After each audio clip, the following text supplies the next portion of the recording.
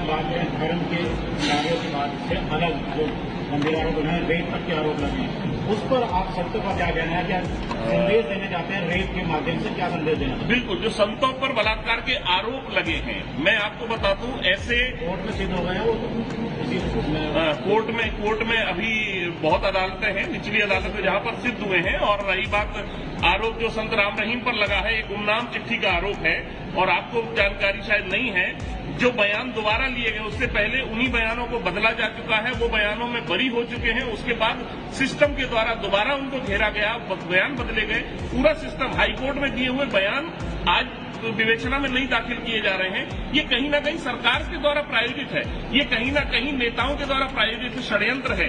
ये संतों पर आरोप नहीं है। संत कभी बलात्कार नहीं करते हैं, संत आशीर्वाद देते हैं, संत समाज को जागृत करते हैं। एक राम रहीम जैसा व्यक्ति जिसके करोड़ों फॉलोअर हैं, मुझे ये भी तो बताएं कि करोड़ों फॉलोअर जिस व्यक्ति के, उस व्यक्ति को बलात्कार करने की आवश्यकता पड़ेगी? परिवार वाला व्यक्ति है वो, कोई ऐसा व्यक्ति नहीं है कि जिसके पास परिवार ना हो और इस तरह की चीज। ऐसे व्यक्तियों आरोप लगना बहुत सरल है। आरोप तो कोई भी किसी पर लगा देता है, लेकिन उन आरोपों को जब तक सिद्ध नहीं होते हैं तब तक उस व्यक्ति को हम बलात्कारी और हत्यारा नहीं कह सकते। तो हम इंतजार करें कि आरोप सिद्ध हो, तब तक जांच चलनी चाहिए, जेल से बाहर होने चाहिए। % लोग बाबा राम रहीम से जुड़े हुए हैं। उनका विशेष उद्देश्य सेवा का है, और मुझे बड़ा कष्ट सा हुआ कि जिस गांव में इतने सत्संग बाबा राम रहीम जी के होते हों और दूर दूर जाकर सेवा करते हैं।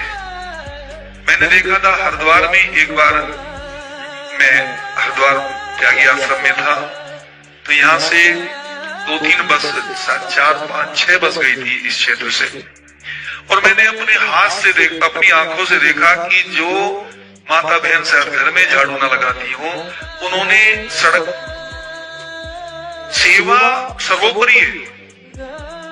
भजन करे फल एक है, सेवा के फल चार। सेवा करने से मैं बाबा राम रहीम का इस बात पर बहुत ही मैं उनका सम्मान करता हूं, क्योंकि उन्होंने सब कुछ छुड़ाया और लोगों को सेवा में लगाया। मैंने एक बार नहीं, कम से कम 20 बार सोनू को फोन किया। जब किसी भगत को खून की जरूरत पड़ी तो आपको विश्वास नहीं आने का, एक बार खून की जरूरत थी और खून नहीं मिल रहा था। खून चाहिए था वो जिसकी जो मिलता नहीं, पॉजिटिव वाला। और सोनू उस समय 15 दिन पहले खून दे चुका था किसी को, आदमी नहीं मिला, तो ये 3-4 लड़के लेकर आया और तीनों चारों ने 15 दिन पहले खून दिया। आपसे मेरा एक काफी कड़वा सवाल रहेगा। जिस हिसाब से राम रहीम जी के ऊपर गंभीर आरोप लगाया गया था, राम रहीम जी इस समय तो आप जानते ही हैं कहाँ पे हैं, तो क्या राम रहीम जी के बारे में आप क्या कहना चाहेंगे? मैं कुछ नहीं कहना चाहता, क्योंकि मुझे किसी भी विश्वसनीयता का, किसी की उनकी जो क्या सच्चाई है अगर मुझे नहीं मालूम है तो मैं नहीं बोलूँगा, क्योंकि संतों के ऊपर षड्यंत्र कई सालों से हो रहा है। ये आज की बात नहीं है। क्या वो षड्यंत्र के शिकार तो नहीं? ऐसा भी तो हो सकता है, जांच का विषय। आप देखिए ना, हर साधु संत ही षड्यंत्र में क्यों फंस रहा है? कोई मौलवी, कोई दूसरा ईसाई का। मैं ये कटाक्ष नहीं कर रहा हूँ। क्या सारे दुष्कर्म हमारे साधु संतों के अंदर हो रहे हैं? वो इतने कैसे वंचित हैं? क्या उनके अंदर काम वासनाएं नहीं है? क्या कुछ ऐसा नहीं है?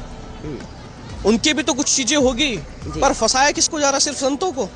मैं विश्वास नहीं करता। ये सब प्री प्लानिंग्स होती है जो बहुत खतरनाक होती है, और फंसाया भी उसी को जाता है जिसका नाम होता है, या तो वो शासन का सपोर्ट नहीं कर रहा होता है या कुछ और चीजें होती है, तब जाके उसको फंसाया जाता है।